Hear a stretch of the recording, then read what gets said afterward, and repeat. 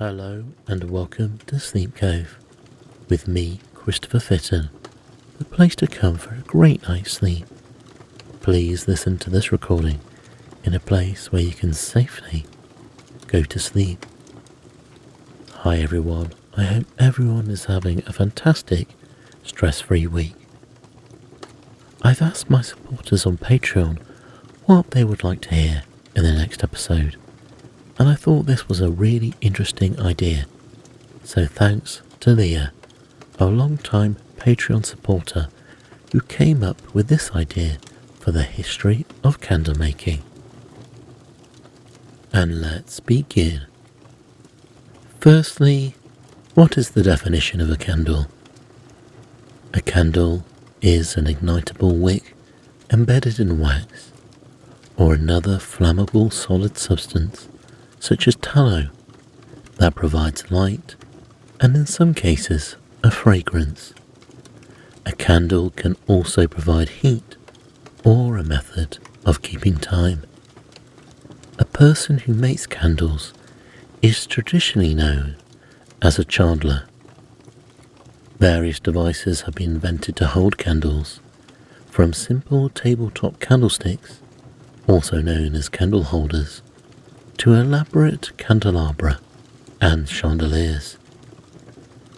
For a candle to burn, a heat source, commonly a naked flame from a match or lighter, is used to light the candle's wick, which melts and vaporizes a small amount of fuel, the wax. Once vaporized, the fuel combines with oxygen in the atmosphere to ignite and form a constant flame. This flame provides sufficient heat to keep the candle burning via a self-sustaining chain of events. The heat of the flame melts the top of the mass of solid fuel. The liquefied fuel then moves upwards through the wick via capillary action. The liquefied fuel finally vaporizes to burn within the candle's flame. As the fuel or wax is melted and burned, the candle becomes shorter. Portions of the wick that are not emitting vaporized fuel are consumed in the flame. The incineration of the wick limits the length of the exposed portion of the wick, thus maintaining a constant burning temperature and a rate of fuel consumption. Some wicks require regular trimming with scissors or a specialized wick trimmer, usually to about 1/4 inch, to promote slower steady burning and also to prevent smoking. Special candle scissors, called snuffers, were produced for this purpose in the 20th century and were often combined with an extinguisher. In modern candles, the wick is constructed so that it curves over as it burns.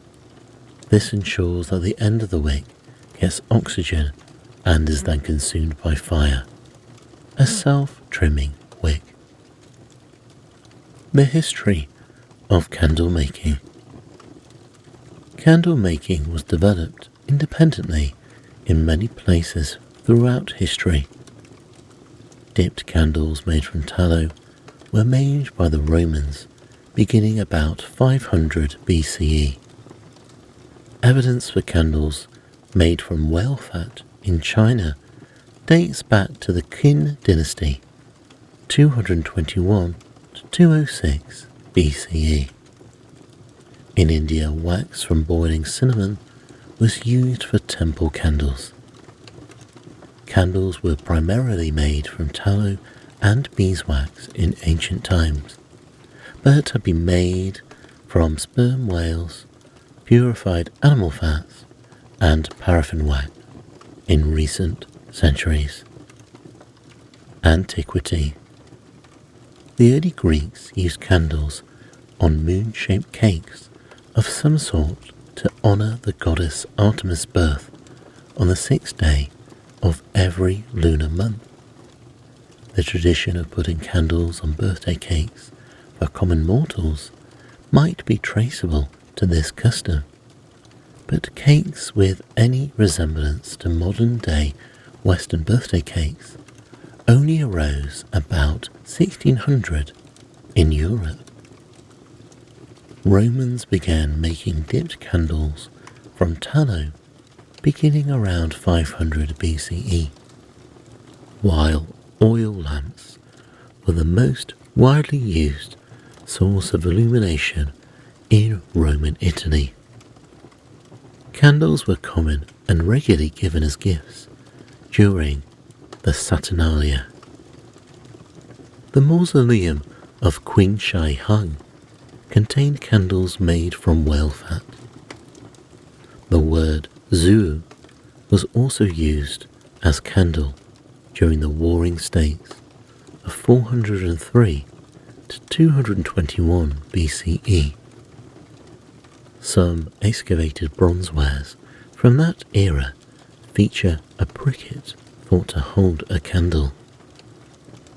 The Han Dynasty from 202 BCE to 220 AD hints at candles being made of beeswax, while the Book of Jinn makes a solid reference to beeswax candles in regards to its use by the statesman Zhuo Yi. An excavated earthenware bowl from the 4th century AD located at the Luoyang Museum has a hollowed socket where traces of wax were found. Generally, these Chinese candles were moulded in paper tubes using rolled rice paper for the wick and wax from an indigenous whalefish. Wax from boiling cinnamon was used for temple candles in India. Yak butter was used for candles in Tibet. There is a fish called the echeron, or candlefish, a type of smelt which is found from Oregon to Alaska. During the 1st century AD, indigenous people from this region used oil from this fish for illumination. A simple candle could be made by putting the dried fish on a forked stick and then lighting it. The Middle Ages. After the collapse of the Roman Empire, trading disruptions made olive oil the most common fuel for oil lamps unavailable throughout much of Europe. As a consequence, candles became more widely used. By contrast, in North Africa and the Middle East, candle making remained relatively unknown due to the availability of olive oil. Candles were commonplace throughout Europe in the Middle Ages, and candle makers known as chandlers made candles from fats saved from the kitchen or sold their own candles from within their shops. The trade of the chandler is also recorded by the more picturesque name of the smermongeur, since they oversaw the manufacture of sauces, vinegar, soup, and cheese. The popularity of candles is shown by their use in Candlemas and in St. Lucy festivals.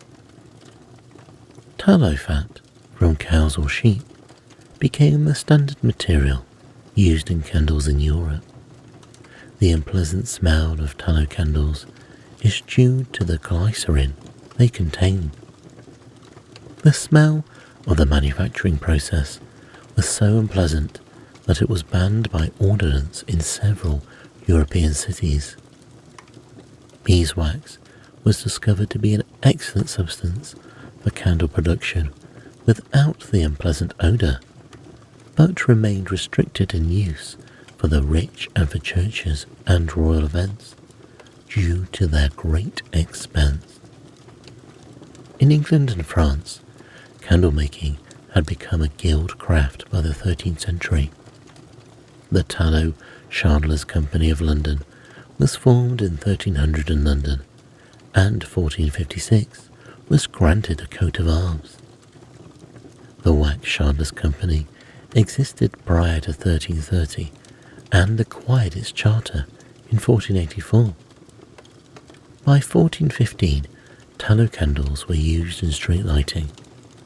The first candle mould comes from the 15th century in Paris. The modern era. With the growth of the whaling industry in the 18th century, spermageti, an oil that comes from the cavity in the head of the sperm whale, became a widely used substance for candle making. The spermageti was obtained by crystallizing the oil from the sperm whale and was the first candle substance to become available in mass quantities. Like beeswax, spermageti wax did not create a pungent odour when burned and produced a significantly brighter light.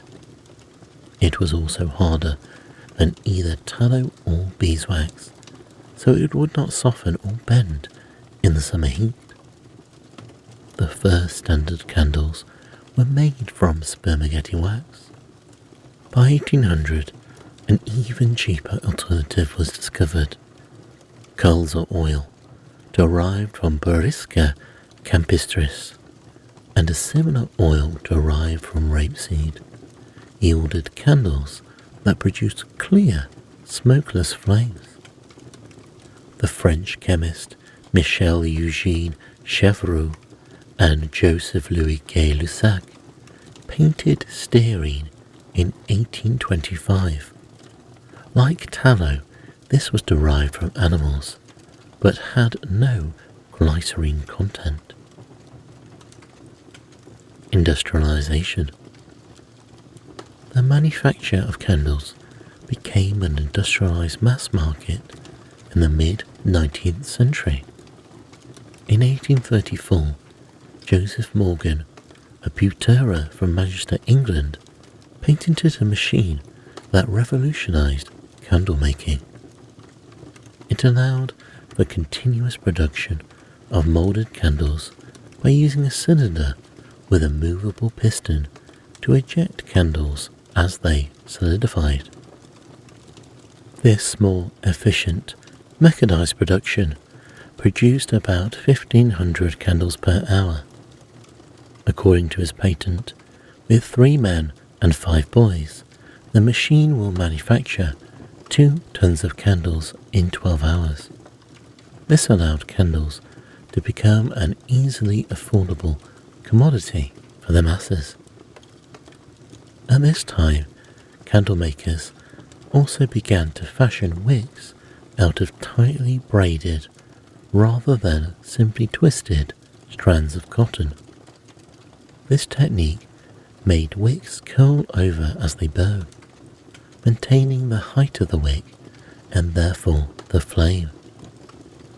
Because much of the excess wick is incinerated, these are referred to as self-trimming or self-consuming wicks. In 1848, James Young established the world's first oil refinery at the Alfreton Ironworks in Riddings, Derbyshire. 2 paraffin wax candles were made from the natural occurring paraffin wax present in the oil, and these candles illuminated a lecture at the Royal Institution by Lyon Playfair.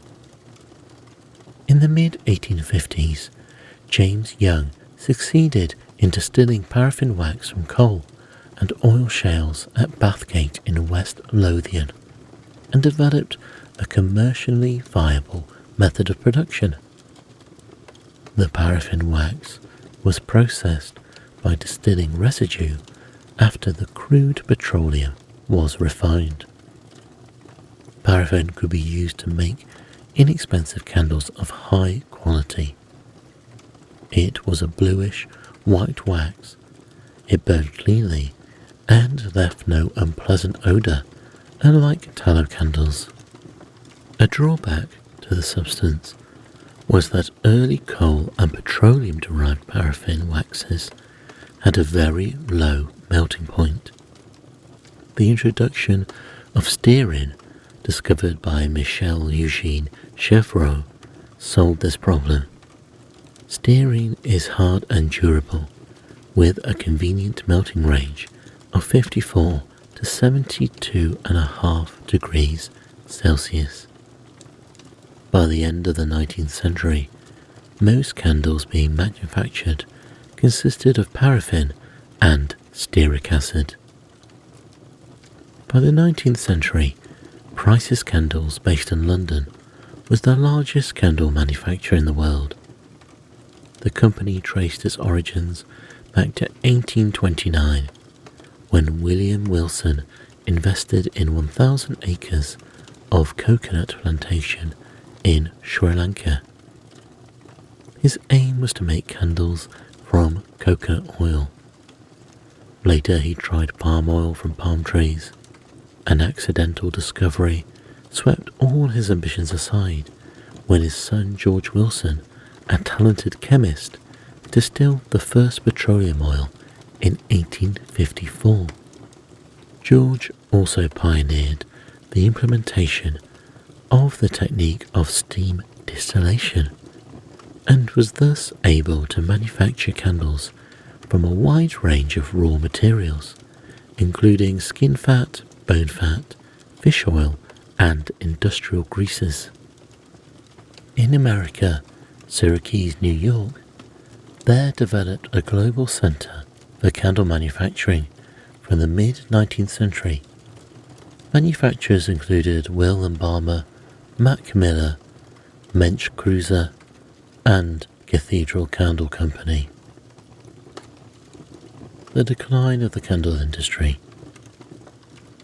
Despite advances in candle making, the candle industry declined rapidly upon the introduction of superior methods of lighting, including kerosene and lamps, and the 1879 invention of the incandescent light bulb, and in the 2000s with faux candles and lanterns using LEDs.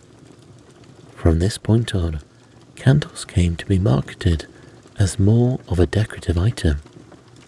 Candles retain their unique symbolic significance, however, for instance as religious offerings. Candles became available in a broad array of sizes, shapes and colours, and consumer interest in scented candles began to grow. During the 1990s, new types of candle waxes were being developed due to an unusually high demand for candles.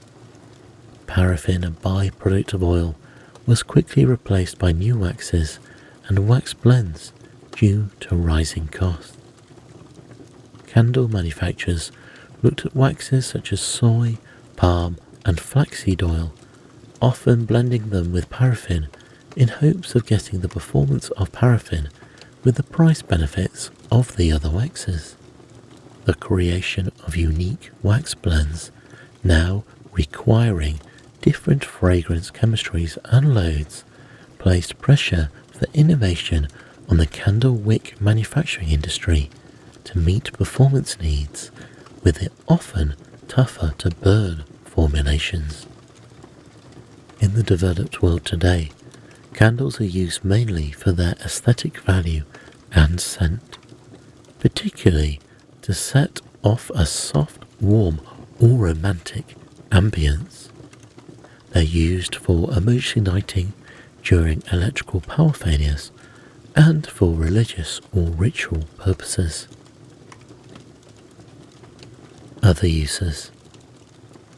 With the fairly consistent and measurable burning of a candle, a common use of candles was to tell the time. The candle designed for this purpose might have time measurements, usually in hours, marked along the wax. The Song Dynasty in China used candle clocks. By the 18th century, candle clocks were being made with weights set into the sides of the candle. As the candle melted, the weights fell off and made a noise as they fell into a bowl. In the days leading to Christmas, some people burn a candle a set amount to represent each day as marked on the candle. The type of candle used in this way is called an Advent candle, although this term is also used to refer to a candle that are used in an Advent wreath. Accessories. Candle holders. Decorative candle holders, especially those shaped as a pedestal, are called candlesticks. The root form of chandelier is from the word for candle, but now usually refers to an electric fixture. The word chandelier is sometimes now used to describe a hanging fixture designed to hold multiple tapers. Many candle holders use a friction-tight socket to keep the candle upright. In this case, a candle that is slightly too wide will not fit in the holder, and the candle that is slightly too narrow will wobble. Candles that are too big can be trimmed to fit with a knife, and candles that are too small can be fitted with aluminium foil. Traditionally, the candle and candle holders were made in the same place, so that they were appropriately sized. But international trade has combined the modern candle with existing holders, which makes the ill-fitting candle more common. This friction-tight socket is only needed for the federals and the tapers. For tea light candles, there is a variety of candle holders, including small glass holders and elaborate multi-candle stands.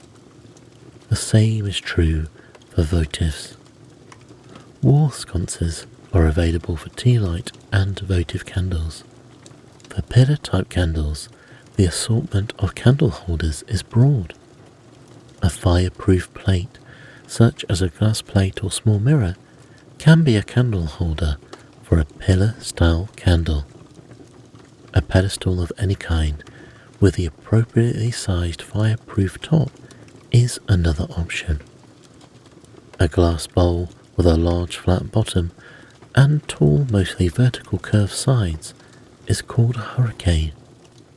The pillar-style candle is placed at the bottom center of the hurricane. A hurricane on a pedestal is sometimes sold as a unit. Thank you for listening to this history of candle making. If you would like more historical non-fiction content like this, please let me know.